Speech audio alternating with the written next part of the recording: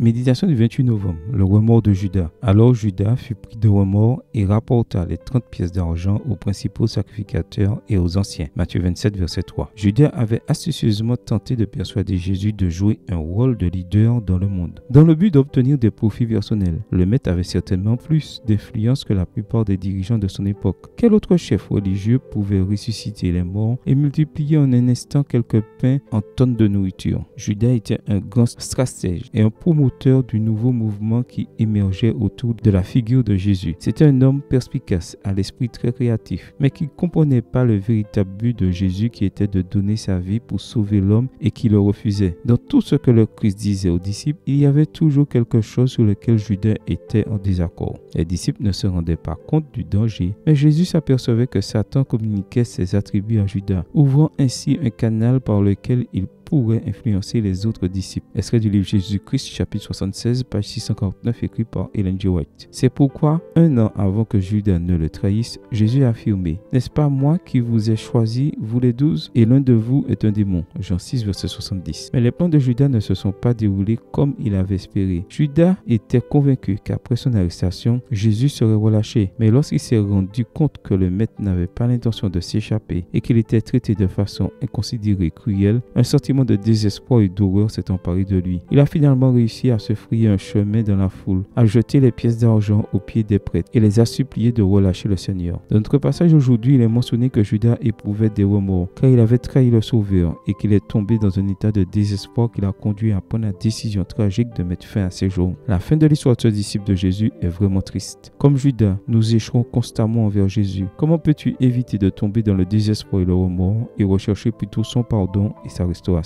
Amen. Bonne journée à toi et que le Seigneur te bénisse.